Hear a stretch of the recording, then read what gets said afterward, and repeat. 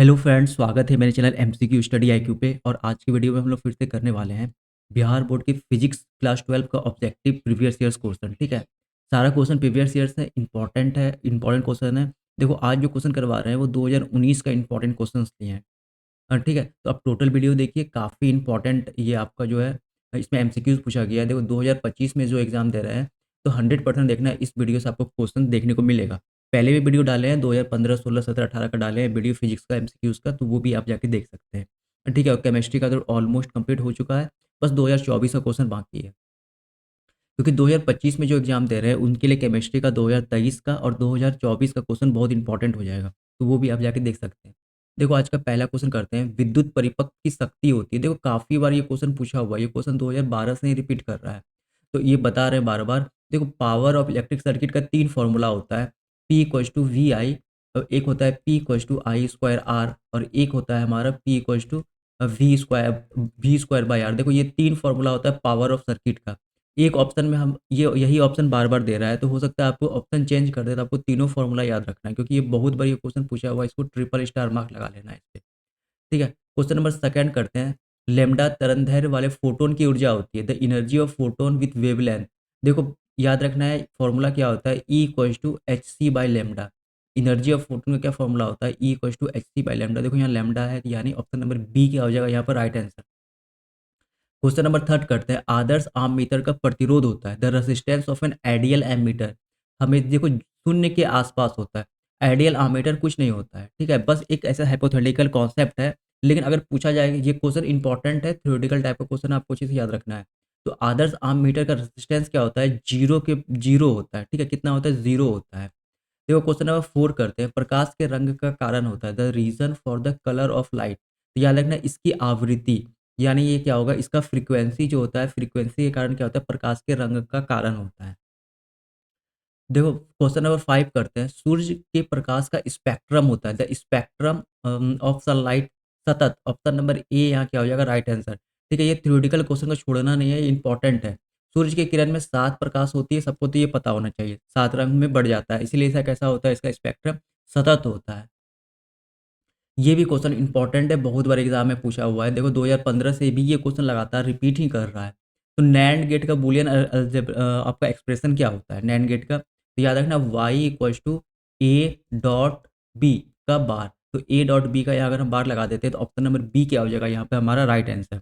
अगर पूछा जाए, यहाँ से पूछता भी है कि नॉर गेट का बूलियन एक्सप्रेशन क्या होगा, तो याद रखना सेम होता है, लेकिन बीच में यहाँ प्लस आ जाता है। ठीक है, क्या आ जाता है यहाँ पे, प्लस आ जाता है। ये हम पहले भी बताएं वीडियो में और अभी भी बता रहे हैं, क्योंकि ये सब क्वेश्चन बहुत इंपॉर्टेंट, बहुत बार रिपीट किया हुआ क्वेश्चन है ये। देखो, क्वेश्चन नंबर 7 करते हैं, ये क्वेश्चन नया आया है और ये इंपॉर्टेंट भी है, तो इसे भी आपको स्टार मार। देखो, जितना थ्योरेटिकल क्वेश्चन है अच्छे से उसको रट लेना है, क्योंकि न्यूमेरिकल भी बहुत ज़्यादा पूछा जाता है आपको ऑब्जेक्टिव में, लेकिन थ्योरेटिकल को नहीं छोड़ना। बेलनाकार लेंस का व्यवहार किया जाता है आंख के उस दोष को दूर करने के लिए जिसे कहते हैं। देखो, सिलिंड्रिकल लेंस हम लोग किस में यूज करते हैं, किस आई के डिफेक्ट में यूज करते हैं, तो याद रखना है एस्टिग्मेंटिज्म में। ठीक है, दृष्टि वैश्यम में। ठीक है, ऑप्शन नंबर डी क्या हो जाएगा यहाँ पे राइट आंसर। एलआर पथ की शक्ति गुणक होता है। ठीक है, पावर फैक्टर पूछ रहा है आपका क्या, एलआर सर्किट का, ये भी काफी इंपॉर्टेंट है, रिपीट ही कर रहा है। देखो, पावर फैक्टर कॉस फाइव होता है, इसका फॉर्मूला होता है R upon under root R square plus omega square L square. ठीक है, यही ऑप्शन आपको में यहाँ पे एबीसीडी में बहुत सारा ऑप्शन था, लेकिन ऑप्शन नंबर बी में यही वाला ऑप्शन था, तो याद रखना है पावर फैक्टर क्या होता है, R upon cos phi equals to R upon under root R square plus omega square L square. रट लेना है ये इससे न्यूमेरिकल भी पूछता है, और अभी देखो ऑब्जेक्टिव में ये क्वेश्चन आ रहा है शक्ति गुणक का, वो भी किसका, एलआर सर्किट का।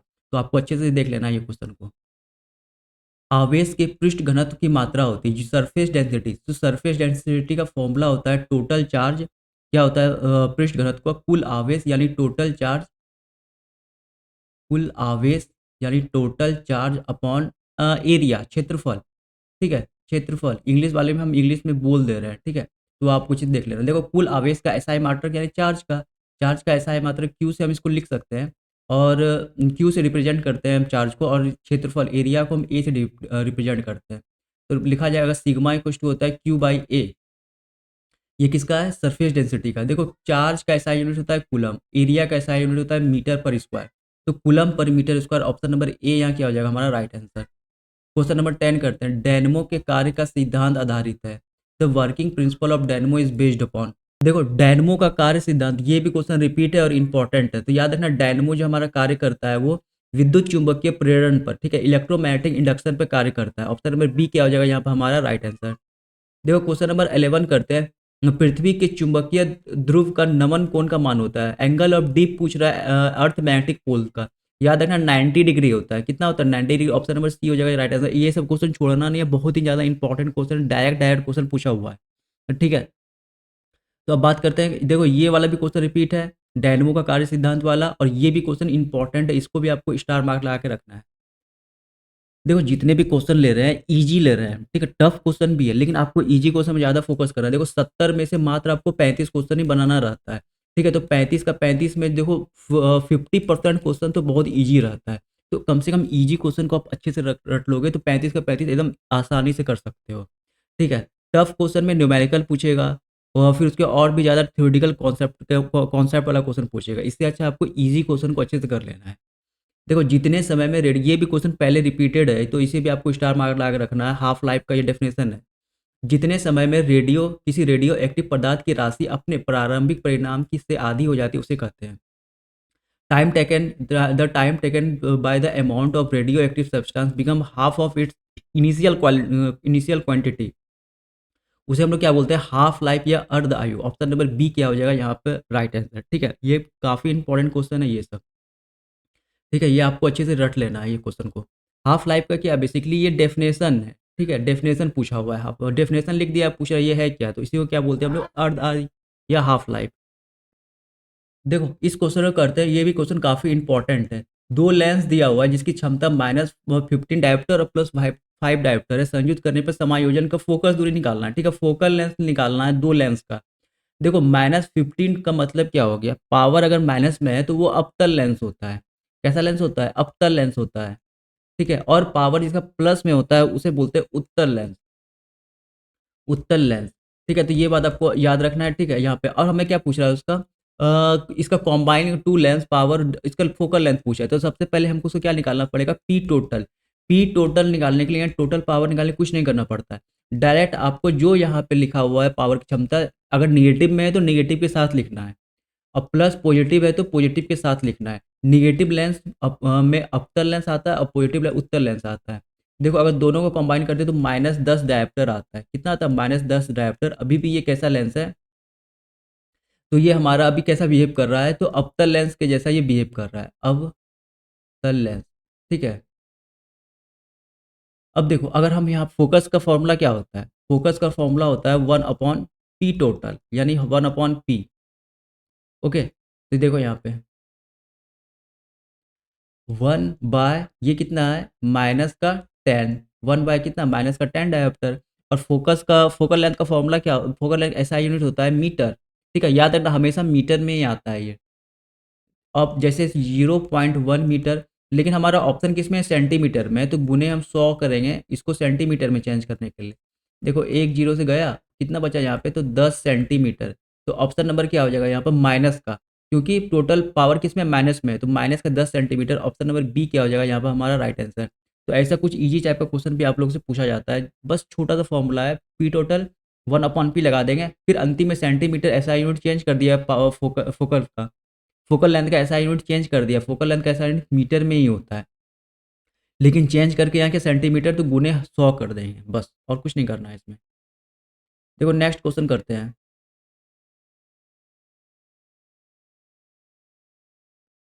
अनुचुंबकीय पदार्थ की प्रवृत्ति यानी सस्पेंसिबिलिटी पूछ रहा है, और पैरामैग्नेटिक मटेरियल का, याद रखना स्थिर होता है।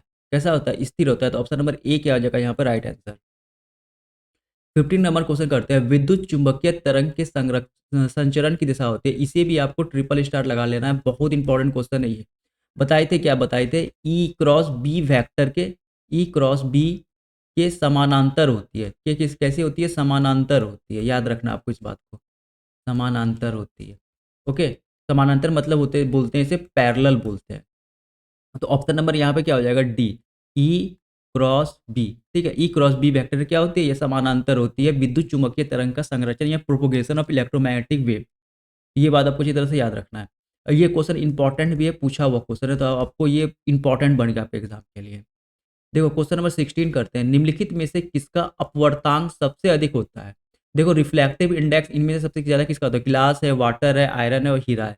याद रखना डायमंड का रिफ्लेक्टिव इंडेक्स सबसे ज़्यादा होता है यहाँ पे, किसका? डायमंड का। डायरेक्ट ये क्वेश्चन आपको याद रखना है, और अगर रिफ्लेक्टिव इंडेक्स डायमंड कितना होता है? 2.4 होता है, उसके बाद काँच का होता है।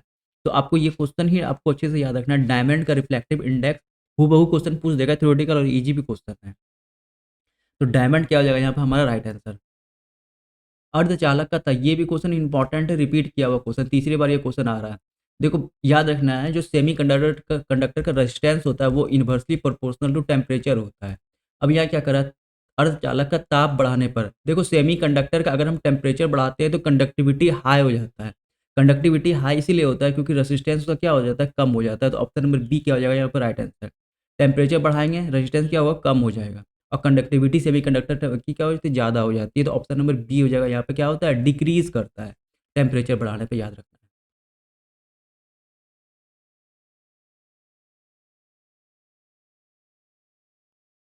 ये भी बहुत इंपॉर्टेंट क्वेश्चन है, ये 6 बार, ये छठी बार ये क्वेश्चन बता रहे हैं, आयाम मॉड्यूलेशन वाला। Amplitude modulation, the modulated information number कितना होता है? 0 से 1 के बीच में होता है, ठीक है?